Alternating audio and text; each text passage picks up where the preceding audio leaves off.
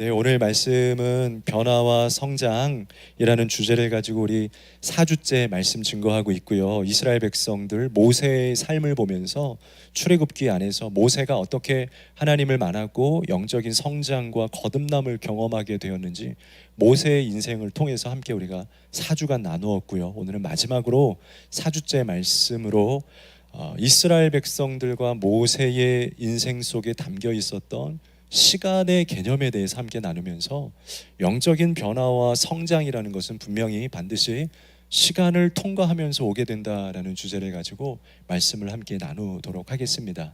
제가 앞서 주제를 간단히 설명드렸던 것처럼 이 시간이라는 개념은요, 인간에게 항상 신비하고 궁금한 영역이에요. 항상 시간 때문에 우리 사람들은 번뇌하고 갈등하고 고민합니다.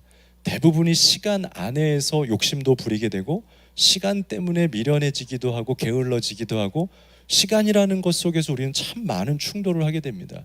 가정들도 어딘가를 우리 가정들의 아이들과 함께 이제 조금 있으면 이제 추석이 오겠지만 이동하려고 그러면 이 추석 기간에 가장 부부싸움이 많은 기간이에요.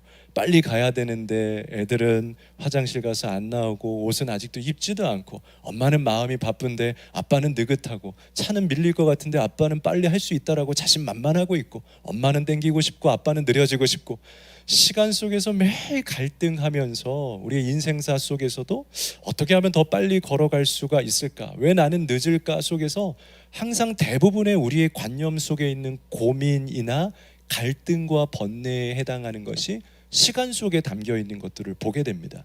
그래서 전도서 3장 11절 말씀을 한번 여러분들이 읽어보도록 하겠습니다. 같이 읽을게요. 시작.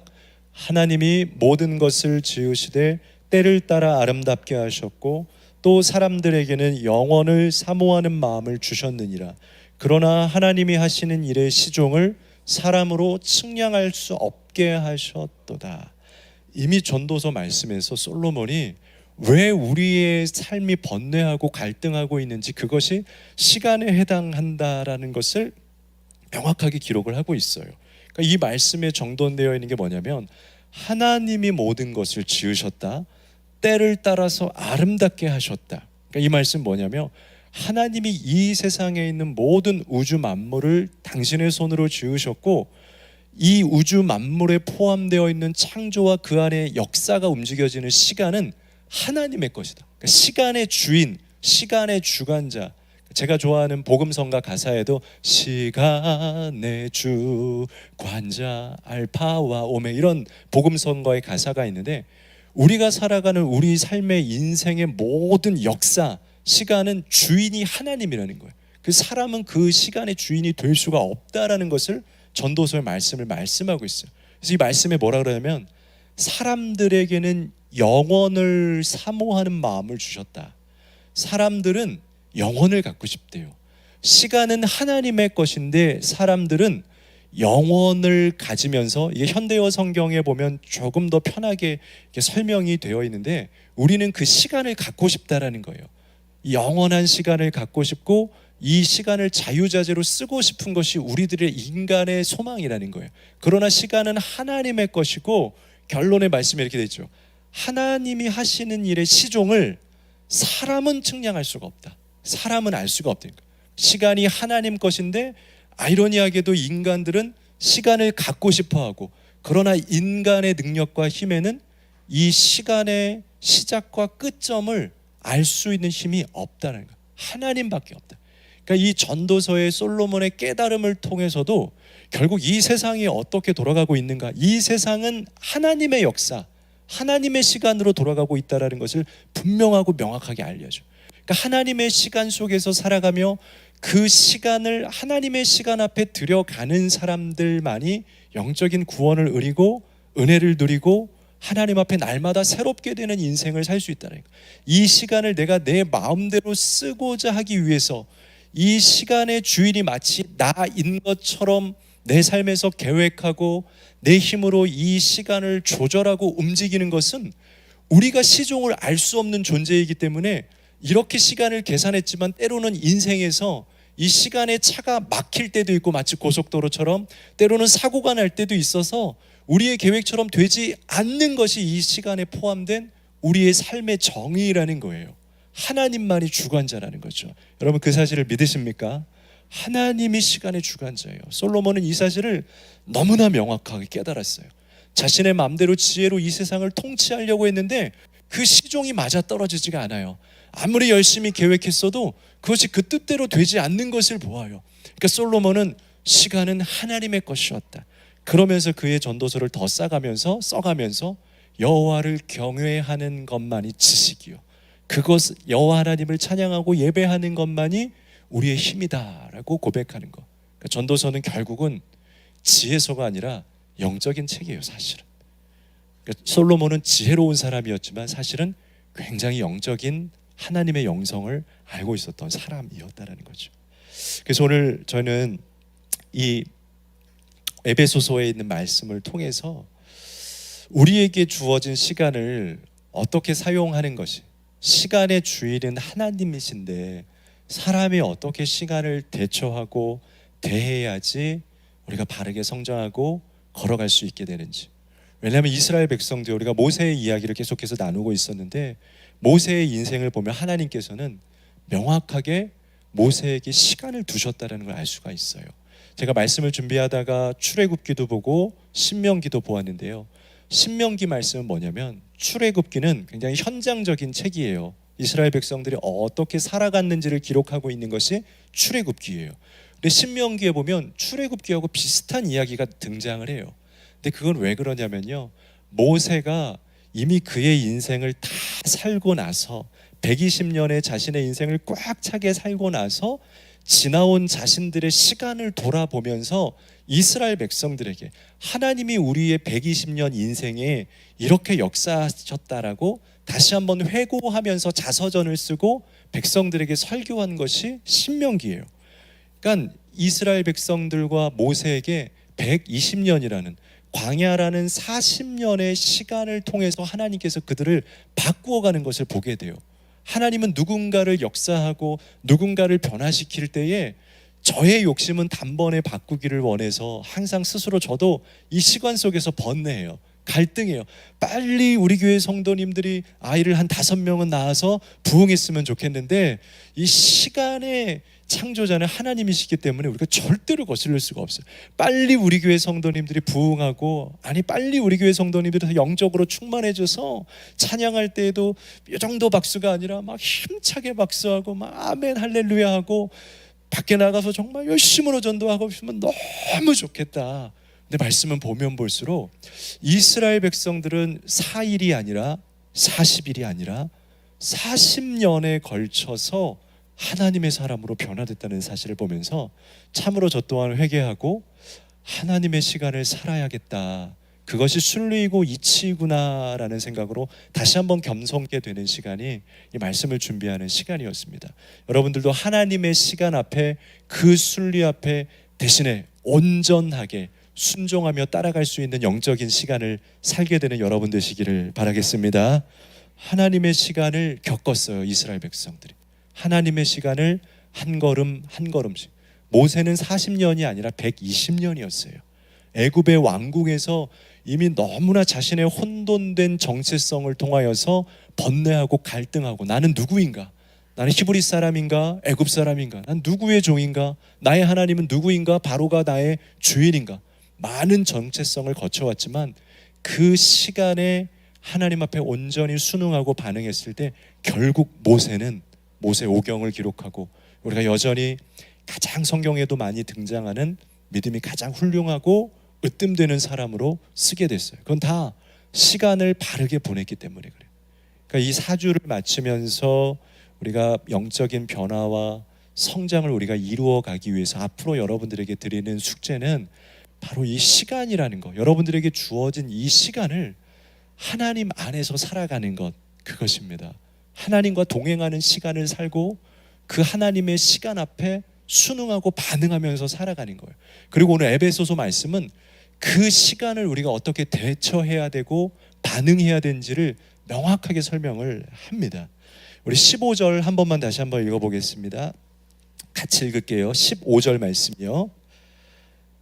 시작. 그런즉 너희가 어떻게 행할지를 자세히 주의하여 지혜 없는 자 같이 하지 말고 오직 지혜 있는 자 같이 하여. 네, 오늘 말씀해 보면 지혜를 사모하라고 합니다. 지혜를 사모해라. 오직 지혜 없는 자 같이 하지 말고 지혜가 있는 자처럼 살아가야 된다. 지혜만이 우리를 구원할 수 있다. 이런 말씀드린 것처럼 여러분, 구원은 어디에서 옵니까? 많은 사람들이 구원을 얻기 위해서 참 많은 철학자들이, 또 우리 요한복음에 등장하는 니고데모도 지혜를 얻기 위해서 율법을 암송하고 지혜를 얻기 위해서 금식도 하고 철야도 하고 굉장히 혼적이고 또 육적인 참 많은 갈망들을 열심으로 행함으로 실천을 했어요. 근데 이 니고데모가 깨달았던 것은 뭡니까? 지혜 안에, 그러니까 지식 안에 구원이 없다라는 거예요. 율법이라는 글씨 안에는 절대로 구원이 없다라는 걸 깨닫게 되고 예수님을 찾아가게 돼요. 이 구원이 어디에 있느냐? 바로 이 5장 앞절에 있는 4장 14절에 보면 우리가 다 하나님의 아들을 믿는 것과 아는 일에 하나가 되어야 한다라고 기록을 하고 있어요.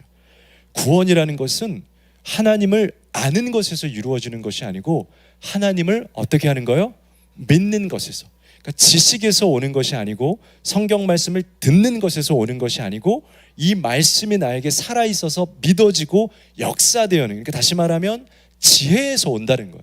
세상의 영적인 죽어가는 이 이치들을 깨닫는 것, 정리된 어떤 요약된 요약본을 내가 알고 있는 것, 세상이 혼란하고 하나님이 구원했다라고 하는 지식을 아는 것이 아니고 이 세상이 정말로 그 지식 안에서 무너지고 죽어가고 있었고 하나님께서 독생자 예수를 보내셔서 그 아들의 이름이 아니고는 절대로 우리가 살아갈 수 없는 존재, 우리는 이미 죽은 존재요 사망의 존재라는 것을 깨닫고 아는 것, 그거는 지혜로만 되는 거거든요. 지식으로 되는 것이 아니라 듣는다고 되는 것이 아니거든요.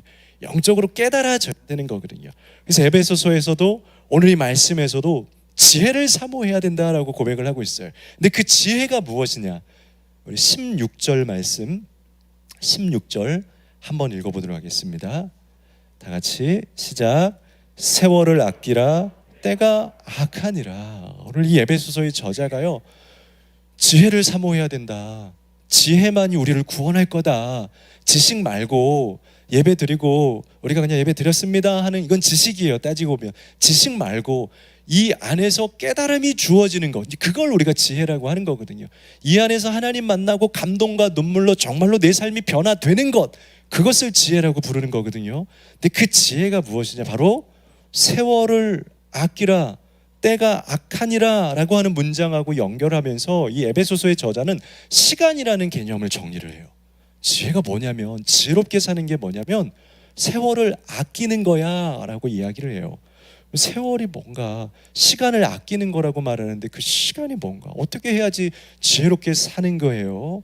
근데 이거를 현대어로 읽어보면요, 조금 더 한 번만 더 읽어보도록 하겠습니다. 제가 읽어드릴게요. 여러분 화면은 참조하시고요.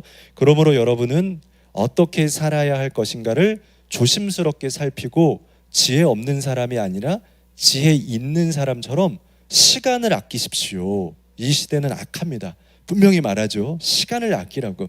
그런데 이 시간이라는 개념이요, 이 당시에 이 에베소서를 기록하고 있고 이 에베소서를 우리 향해 있는 이 저자가 되고 독자가 되는 이 헬라 문화, 그리스 철학을 가지고 있었던 사람들에게는 이 시간이라는 개념이 두 가지의 개념이 있어요. 아마 한 번씩 들어보셨을 수도 있어요. 여기서 지금 때를 아껴라, 세월을 아껴라, 시간을 아껴라라고 말하고 있는데, 여기서 말하고 있는 세월은 단순히 우리가 말하는 몇 시, 몇 분이라는 시간의 개념이 아니고 하나는 크로노스라는 개념이에요. 이 헬라인들이 가지고 있는 이 크로노스라는 개념이, 시간은 뭐냐면 규칙적인 시간, 변함 없는 시간, 기계적인 시간. 그러니까 지금 몇 시입니까 하면 지금 11시 47분입니다 48분입니다 하는 시간, 우리에게 변함없이 오늘은 2022년 8월 21일입니다 저는 몇 살이고요, 저는 인생을 40년간 이렇게 살아왔습니다, 이런 것들을 고백하는 것을 그냥 크로노스라고 말해요. 근데 오늘 이 16절에 나와 있는 시간을 아껴라, 여러분 근데 크로노스를 살아가면 이해가 되지 않지 않아요?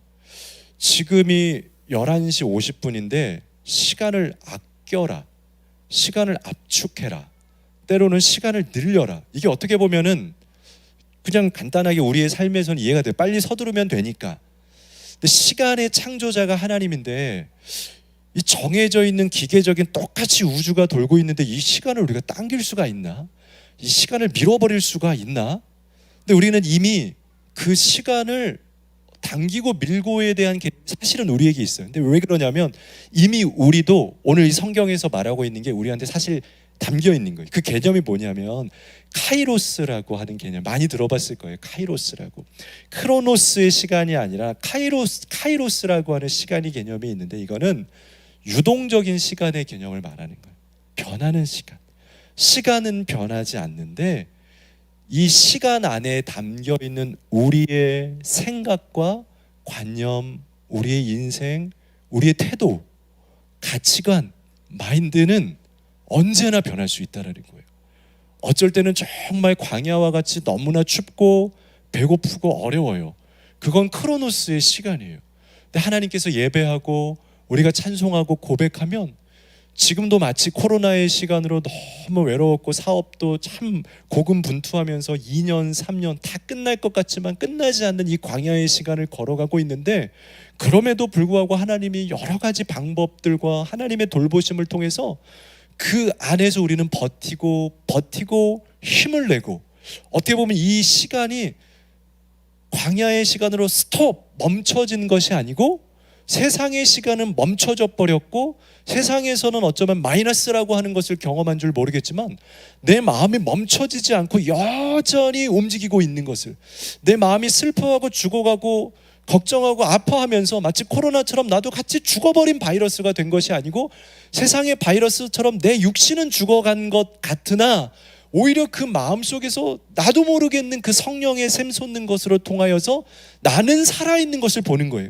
그러니까 세상의 크로노스의 시간은 죽어져 있는데 나의 카이로스의 시간은 죽지가 않아요.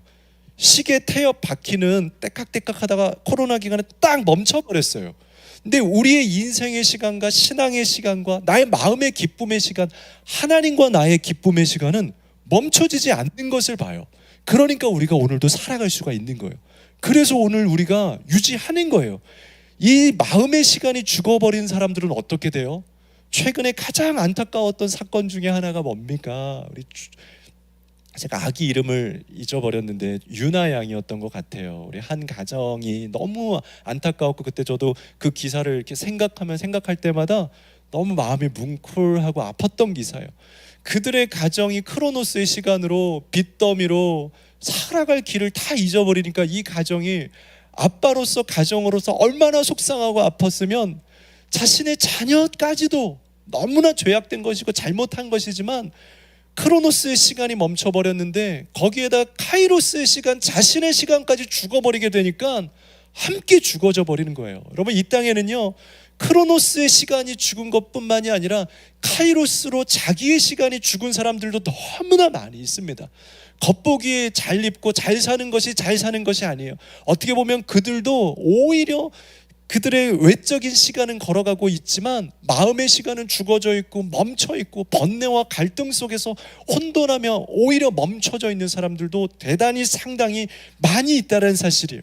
그러니까 오늘 말씀에서는 지혜는 뭐냐면 죽어있는 시계 속에서 죽어있는 세상의 시계 속에서 이미 노아의 홍수의 시대를 통하여서 세상의 시계가 완전히 올스톱 되어버렸고 이 세상은 결국 사람의 마음속에 죄악밖에는 없다라는 것이 다 드러나 버렸어요. 시계는 스톱되어 버렸어요. 그러니까 사도 바울도 로마서에서 고백하잖아요. 우리는 이미 사망이다. 죄의 결과는 사망이다. 우리는 다 죽은 존재다. 시계가 스톱되어 있다.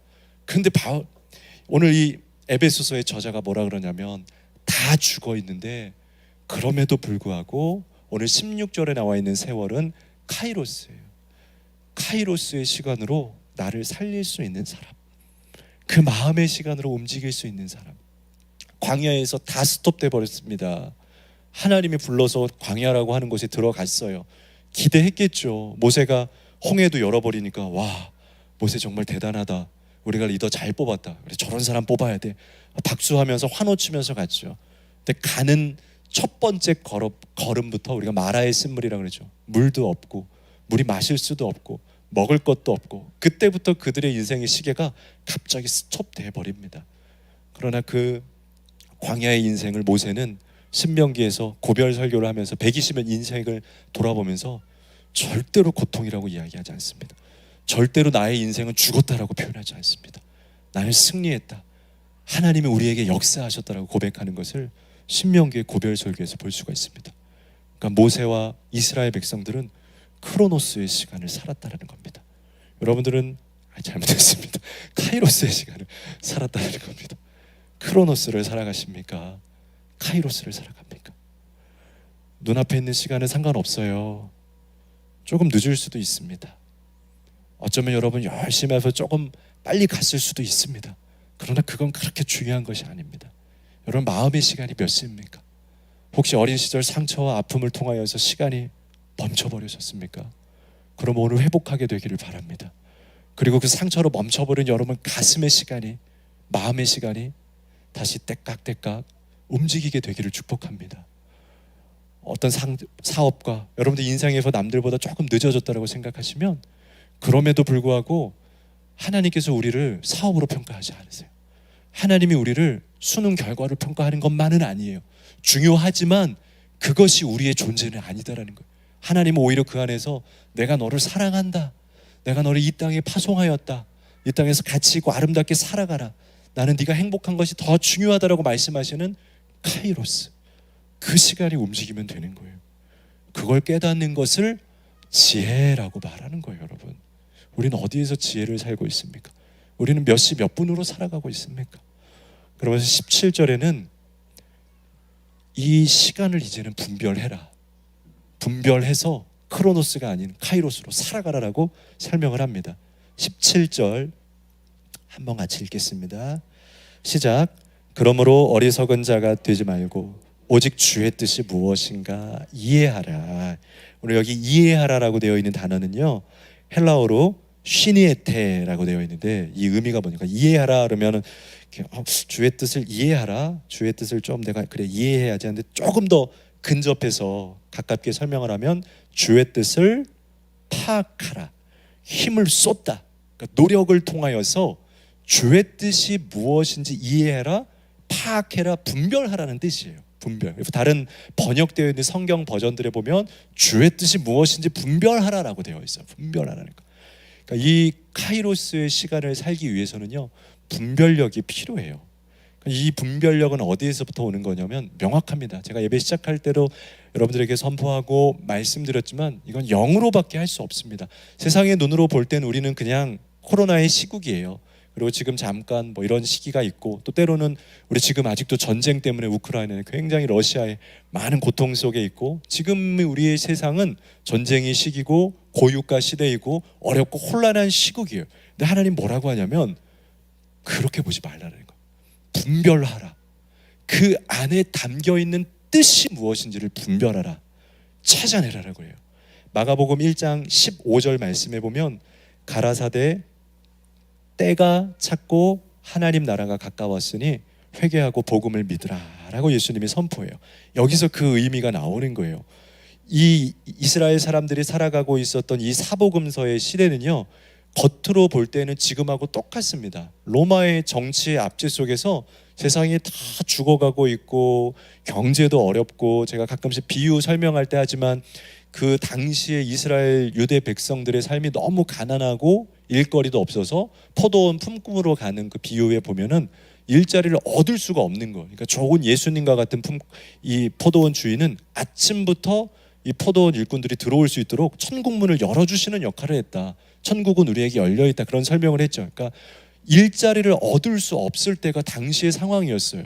근데 예수님께서 오셔서 그들에게 뭘 말씀하시냐면 때를 말씀하시고 시간을 말씀하시는데, 지금 이 시간은 경제가 어렵고 전쟁이 있는 시간이 아니고 하나님 나라가 다가온 말세다라고 이야기하고 있는 거. 말세다라는 이야기하면 너무 이단 같고 요즘엔 좀 많이 신학이 보급됐으니까 그렇게 생각은 아니겠지만 좀 무섭기도 하고 너무 과한 거 아니라고 생각할 수 있겠지만 여전히 말세는 존재하고요. 예수님은 하늘로 승천하시면서 다시 오시겠다라고 성경으로 말씀하셨어요. 교회는 성경을 믿는 곳입니다. 그런 의미로 봤을 때 예수님께서는 때가 찼다, 마지막 때가 왔다. 지금은 전쟁의 때가 아니고 말세이고 오히려 말씀을 붙들어야 할 때이고, 사업도 중요하고 생활도 중요하고 자녀 키우는 것도 중요하지만 무엇보다 그 안에서 주님 사모하고 말씀으로 깨어있는 것이 더 중요한 시대이다. 그러니까 회개하고 복음을 믿어라. 지금 마지막 복음을 믿을 수 있는 시기다라고 정확하게 분별을 해주세요. 왜냐하면 사람들은 눈이 닫혀 있고 육적으로만 보기 때문에 에덴 이후에 이미 그 눈이 열어져서 자신들은 잘 볼 것이라고 생각하지만 선악과를 먹었을 때 보게 됐다라는 개념은 오히려 눈이 닫혀지게 된 거예요. 영을 보지 못하고 육밖에는 볼 수 없는 눈이 열어져 버린 거예요. 육을 보게 된 거예요. 그래서 서로가 원래 벌거벗었을 때 하나도 창피하지 않았는데 이제 육을 보는 눈이 생겨버려가지고는 벌거벗고는 서로 부끄러워합니다. 그래서 옷을 입기 시작했다는 거예요. 그러니까 우리가 가지고 있는 지금 눈은 영적인 눈이 아니고 육적인 눈이에요. 그래서 우리는 세상이 흘러가는 시간밖에는 못 봐요. 그래서 우리는 크로노스밖에 못 보는 거예요. 전쟁이구나, 어려운 시대구나, 경제가 어렵구나, 더 알바해야겠다, 더 일해야겠다. 그러나 분별하여서 이때가 마지막 때임을 기억하는 사람들은 오히려 지금이 기도해야 되는 때구나, 오히려 더욱더 하나님 앞에 깨어서 믿음을 세워야 하는 중요한 때구나 라는 것을 분별하는 것, 이것이 바로 시간의 지혜, 시간을 쓸 수 있는 카이로스의 사람들이 가지고 있는 분별의 지혜라는 것입니다. 여러분, 분별하는 하나님의 믿음의 사람들 되시기를 부탁드립니다. 18절 말씀입니다. 같이 읽겠습니다. 18절 같이요. 시작. 술 취하지 말라. 이는 방탕한 것이니 오직 성령으로 충만함을 받으라. 아멘. 우리 성경에 보면은 때로는 우리 청년부 시절에 아마 청년부, 중고등부 때는 뭐 그거 토론하면 안 되겠죠. 할 수도 있고요. 그 청년부 이렇게 할 때 보면 예전에 전도사님 목사님들이 토론하라고 주제 던져주고 그런 거 많이 했어요. 그때 이제 주제들 중에 하나가 술 먹는 건 죄냐 아니냐, 뭐 심지어 술 먹으면 구원을 받냐 안 받냐 해서 막 친구들끼리 토론하고 막 했던 기억들이 있는데, 성경에서 술을 왜 먹지 말라고 이렇게 이야기하는 구절들이 간혹 있을까요? 술을 먹으면 구원을 받는다 안 받는다, 그건 사실 그렇게 큰 개념은 아닙니다. 뭐 먹는 것 때문에 우리가 구원을 안 받고, 그 성경에서 말하는 본질은 아닙니다. 그렇다고 여러분들은 술을 많이 드십시오, 뭐 그런 건 아닙니다. 절대로. 오히려 본질적으로 우리가 술을 먹지 않는 것이 더 좋은 이유는 뭐냐면요, 오늘 말씀이 명확하게 설명을 해요. 술 취하지 말라. 이는 구원받지 않음이라. 그렇지 설명하지 않아요. 절대 구원하고는 상관없습니다. 그러나 방탕한 것이라고 설명해요. 방탕한 거. 술 먹으면, 많이 먹으면 방탕해지는구나. 삶이 흐트러진다라는 거예요. 삶이 흐트러지고 무너지고 판단력을 잃게 돼요. 시간을 바르게 봐야 되는데, 여러분 분별하고 깨어야 되는데, 술을 많이 먹게 되면, 그러니까 술 외에도 여기서 말하고 있는 설명은 뭐냐면 그냥 그 가치를 설명해요. 술을 많이 먹거나 너무 나의 인생의 어떠한 중독들이나 내가 생각하는 세상의 관념들, 세상의 눈만을 가지고 살면은 이 세상에 있는 걸 제대로 분별을 못해요. 아담과 하와는 서로 아름다운 하나님이 주시는 몸과 마음을 가지고 있었음에도 불구하고 선악과를 먹은 이후로 눈이 육으로만 열어져서 분별을 못해서 방탕하게 된 거죠. 그러니까 선악과를 마심으로 통하여서 오늘 성경에를 비유하면 방탕하게 되니까 그들의 아름다움을 바라보지 못하고 서로 부끄럽게 여기고 미워하게 되고, 너 아름답지 않아, 너 빨리 입어, 너 이쁘지 않아 라고 여겨지는 것이 원래 육의 존재들이 가지고 있는 마음이었다는 거예요. 방탕해지는 거예요. 흐트러지는 거예요. 분별이 안 된다라는 거죠. 그러니까 오늘 이 저자가 뭐라고 설명합니까? 그러니까 세상에 취하지 말고 시간을 잘 구별해서 아름답게 쓰고 그 안에 계신 하나님의 뜻을 분별하기 위해서는 세상을 자꾸 마시면, 선악과 같은 걸 계속 홀짝홀짝 마시면 그게 중독처럼 기쁘고 좋은 것은 환각은 될 수 있겠지만 그것이 너에게 크로노스의 시간을, 카이로스의 시간을 분별 못하게 한다. 그러니까 성령으로 취하라. 성령으로 충만함을 봐라. 성령은 우리를 정돈되게 하고, 성령은 우리를 하나님 앞에 바로 서게 하고, 성령은 우리를 선명하게 만들어준다는 겁니다. 요한복음 6장 13절에 이런 말씀이 있어요. 그러나 진리의 성령이 오시면 그가 너희를 모든 진리 가운데로 인도하시리니 그가 스스로 말하지 않고 오직 들은 것을 말하며 장래 일을 너희에게 알게 하시리라고. 세상에 먹을 것들이 우리에게 장래일을 말해주는 것이 아니고 성령으로 충만할 때에 그것이 우리에게 진리의 길로 인도해 준다는 겁니다. 그러니까 카이로스의 시간을 살 수 있는 사람들은 반드시 성령을 갈망해야 되는 거예요. 예수님의 영을 간구해야 된다는 겁니다. 우리 19절 말씀 읽겠습니다. 19절 다 같이 읽습니다. 시작. 시와 찬송과 신령한 노래들로 서로 화답하며 너희의 마음으로 주께 노래하며 찬송하며. 아멘. 이제 성령에 대한 이야기를 하면서 이제는 참 알아듣기 어려운 단어들, 용어들을 설명을 하고 있습니다. 4가지 단어가 나오는데 시와 찬송과 신령한 노래와 화답이라고 나와요. 답을 말씀드리면 이 4가지는 다 예배의 요소예요. 찬송의 요소예요. 초대교회 시대에 예배를 드릴 때에 시는 무엇이었냐면 시편이에요. 시편을 꼭 낭독했어요. 시편을 읽으면서 시편을 낭독하고 암송하고 노래 불렀어요. 찬송은 뭐냐면 그 초대교회 시대에도 이미 우리가 보는 찬송가처럼 시편이 아니라 성경에 기록된 것이 아니라 각자들이 그 시편의 고백들을 통해서 하나님의 말씀의 감동으로 통해서 지은 찬송가가 있었어요. 영광송이라고 부르죠. 하나님께 영광 돌리자. 영광, 영광, 영광. 그런 자신들의 내면의 고백을 담은 찬송가들이 있었다는 거예요. 시와 찬송과 신령한 노래는 뭐냐면 성령으로 부르는, 신령이 성령을 말해요. 성령으로 부르는 노래. 그래서 그 당시에도 마치 오순절 다락방에서 그 제자들이 기도할 때 성령에 취한 듯이 새 방언을 이야기하고 새로운 각 지역의 방언으로 하늘의 천사들의 언어로 노래했어요. 고백하고 기도했죠. 신령한 노래는 바로 그들도 기도하면서 이 제자들의 입에서 나오는 방언 혹은 새로운 고백들, 자신들의 마음속에서 홀로 다시 고백하는, 우리가 기도합시다 하면은 찬양 부르다가 뭐 찬양팀은 찬양을 부르고 기도하는데 여러분들이 찬양 가사를 똑같이 부르진 않죠. 내 마음으로 내가 다시 고백하잖아. 하나님, 여기서 막 노래가 흘러가고 있고 저에게 오늘도 은혜를 주십시오. 하나님, 나의 삶에 새 영을 부어주십시오. 새로운 고백들을 하잖아요. 마치 꼭 방언을 하지 않아도. 이것이 신령한 노래라는 거예요. 내가 고백되어진 새로운 고백, 신령한 노래. 심지어 방언도 그 안에 소속돼요. 그래서 어떤 교회들은, 우리 교회도 마찬가지고요, 또 이렇게 허밍으로 부를 수도 있고 방언으로 부를 수도 있고 신령한 노래. 그리고 그것을 그냥 부르지 말고 서로 화답하라는 거예요. 화답. 이것은 이 노래를 불렀을 때 초대교회 시대에도요 그냥 일방적이지 않았어요. 절대로 일방적이지. 오늘 우리 드러머 형제가 지금 출산하고 우리 아내가 출산해서 병원에 있기 때문에 영상으로 예배 드리겠지만 드럼이 없으니까 확실히 또 리듬 맞추는데 앉아서 웃겨갖고 박수가 주와 짝짝 하고 가길래 그런 느낌이 있었는데, 제가 찬양팀하고도 이야기했어요. 오늘 드럼이 없으니까 힘차게 해주고 또 이거를 인도해줘. 성도들이 박수 칠 수 있도록 반응을 이끌어줘 라고 제가 우리 인도자 우리 집사님하고 같이 이야기를 나눴는데, 이게 맞는 거예요. 원래 예배는 앞에서 콘서트 하는 게 아니에요. 성도들과 화답하는 거예요. 앞에서 지휘자들이 영광 영광 하면 회중들이 그것을 받아서 화답, 아멘 아멘. 이게 화답의 노래였다라는 거죠. 제가 왜 이 이야기를 왜 들으냐면, 이제 말씀이 거의 이제 정돈되는데, 하나님이 어떤 존재예요? 온전히 신령과 진정한 예배만을 받으셔야 되는 분이에요.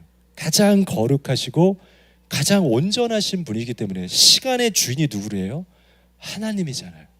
그러니까 우리가 그 시간의 주인 앞에 이 시간을 소유하여서 그 하나님과 아름다운 시간을 걸어갈 수 있는 건 오늘 말씀에서 말하고 있는 것처럼 시와 찬송과 신령한 노래와 화답을 통하여서 온전한 예배, 진정으로 살아있는 고백으로 하나님을 높여드리고 경배하는 자들만이 그들 안에 살아있는 시간. 그래서 우리가 예배드리고 영이 깨어지게 되면 그 안에서 정말 깊은 고백드리고 하나님 앞에 목 놓아 울고 통성기도 드리고 때로는 침묵으로 기도드리면서 내 마음에 하나님의 찬송과 하나님의 위로가 얻어지게 될 때 돌아가는 우리의 발걸음이 어떻습니까?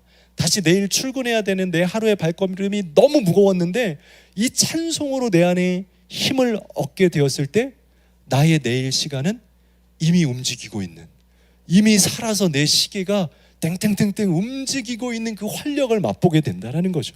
그러니까 예배가 우리 안에 이 시간을 깨우는 가장 중요한 또 한 가지 요소라는 것을 오늘 이 저자는 고백을 하고 있습니다.